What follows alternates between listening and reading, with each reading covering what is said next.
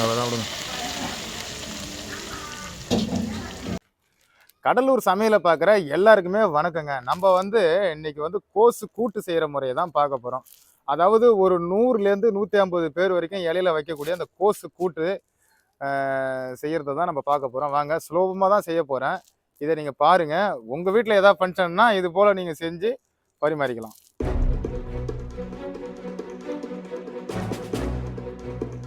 கோசு கூட்டுக்கு முதல்ல பீன்ஸும் கேரட்டையும் கொஞ்சம் பொடி பொடியாக கட் பண்ணிக்கலாம். கேரட் எவ்வளோ அளவுன்னு பார்த்தீங்கன்னா ஒரு 1/4 கிலோ, பீன்ஸ் ஒரு 150 கிராம்.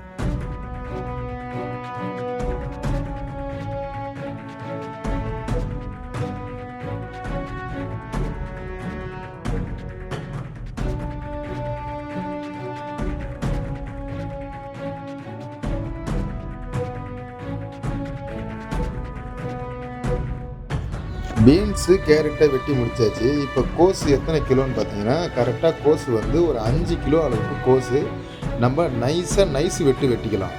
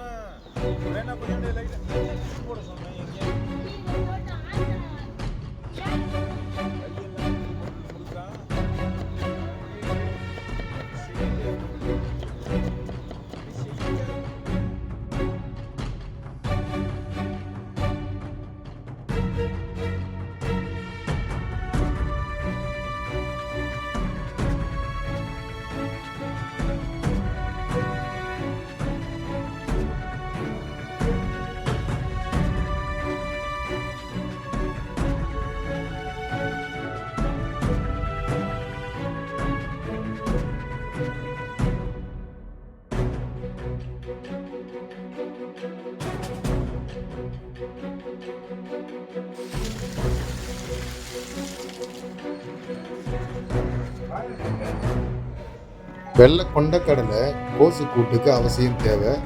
நாங்கள் பார்த்தீங்கன்னா ஒரு 8 மணி நேரம் ஊற வச்ச வெள்ளை கொண்டக்கடலையே முதல்ல 1 கிலோ சேர்த்துருக்கோம். ஒரு வாளி அளவுக்கு தண்ணி சேர்த்துங்க. தண்ணி அதிகமாக சேர்க்க வேண்டாம், ஏன்னா கோஸில் தண்ணி விடும். ஒரு 1.5 வாளி அளவுக்கு தண்ணி வச்சுட்டு ஒரு 1/4 கிலோ கடலைப்பருப்பு சேர்த்துக்குங்க. 1/4 கிலோ தான், அதிகமாக இல்லை. 1/4 கிலோ கடலைப்பருப்பு சேர்த்து அடுப்பு பற்ற வச்சு நல்லா அரை வேக்காடு வேகட்டும், வெயிட் பண்ணலாம்.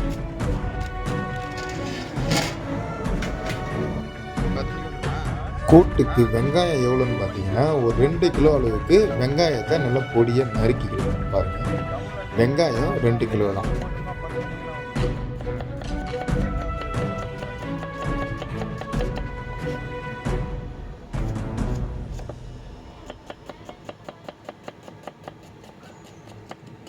அந்த புள்ளைய அந்த அரைக்கிறதுக்காக விட மாட்டேங்கிறாங்க, இங்கேயும் கூட்டு நிற்கிறாங்க.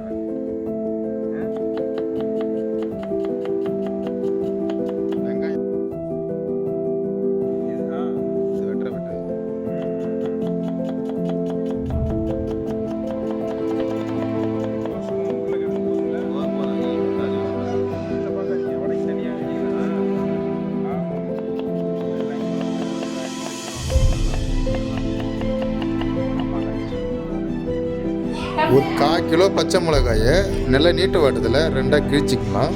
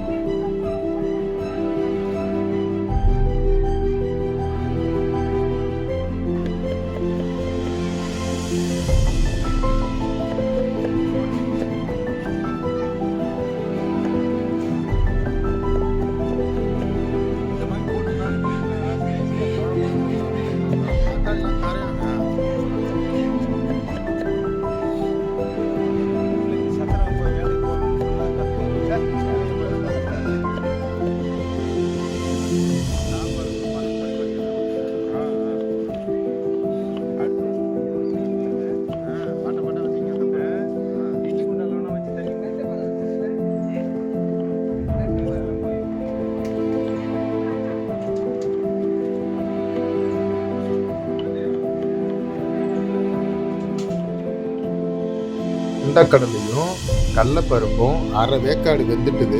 இப்போ பாசிப்பருப்பு 1 கிலோவை நம்ம சேர்த்துக்கலாம்.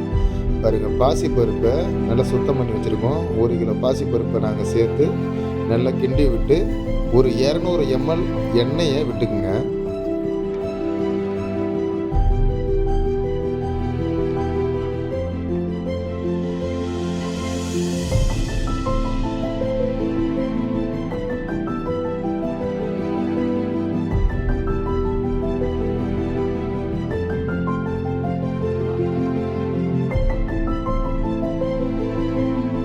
பாசிப்பருப்பு ஒரு அரை வேக்காடு வேகிற வரைக்கும் நம்ம கொஞ்சம் வெயிட் பண்ணிக்கலாம். ஏன்னா பாசிப்பருப்பு ஒரு அரை வேக்காடு வெந்த பிறகு தான் கோஸை போட முடியும். கொஞ்சம் வெயிட் பண்ணிக்கலாம்.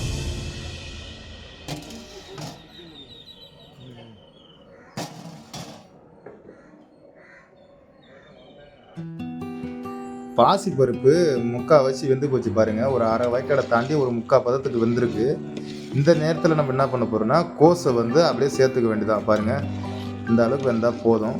இப்போ கோஸை வந்து அலசி சுத்தம் பண்ணி வச்சுருக்கோம். இதை கொண்டாந்து இந்த பாசிப்பருப்பு கூட சேர்த்துடலாம்.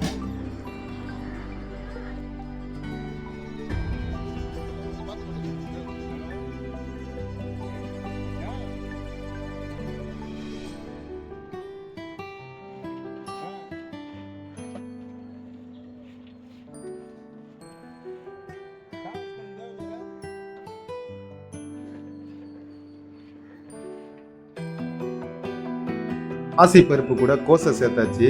இப்போ நறுக்குன பச்சை மிளகாவை சேர்த்துக்கலாம். கோஸை சேர்த்தா பிறகு வெங்காயம் ஒரு 2 கிலோ அளவுக்கு நறுக்கி வச்சுருக்கோம், அதையும் சேர்த்துக்கலாம்.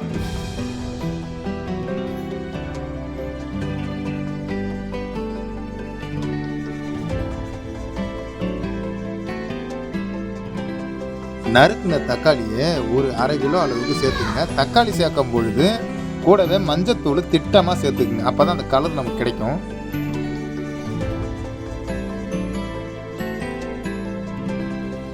முப்பது கிராம் பெருஞ்சீரகத்தை நான் சேர்த்துருக்கேன். அதை வீடியோவில் காட்ட தவறிட்டேன். 30 கிராம் பெருஞ்சீரகத்தை சேர்த்துக்குங்க. நிமிஷத்துக்கு ஒரு தடவை கோஸை வந்து கிண்டிக்கிட்டே இருங்க. ஏன்னா பாசிப்பருப்பு 3/4 பதத்தில் வெந்திருந்தது, அது வந்து அடி பிடிக்க ஆரம்பிச்சிடும். அதனால் நீங்கள் நிமிஷத்துக்கு ஒரு தடவை நல்லா கிண்டிக்கிட்டே இருங்க. ஏன்னா கோஸில் இருக்க தண்ணி கொண்டே தான் வேக விடணும். அப்போ தான் கோஸ் கூட்டு வந்து சுவையாக நமக்கு கிடைக்கும்.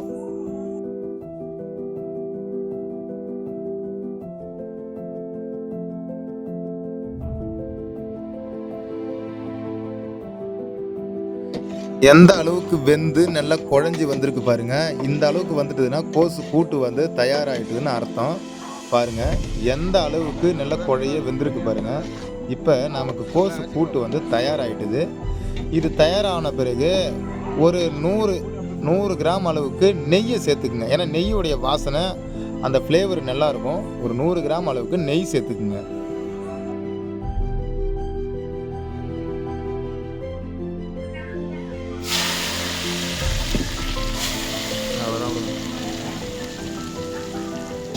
தாளிப்பு முடித்த பிறகு திருவின தேங்காவை கொஞ்சமாக சேர்த்துங்க. உங்கள் தேவைக்கு எவ்வளோ அளவுக்கோ அதுக்கு தகுந்த மாதிரி சேர்த்துங்க. கொஞ்சமாக, நான் 2 காய் தான் தேங்காய் திருவில் இதில் போடுறேன்.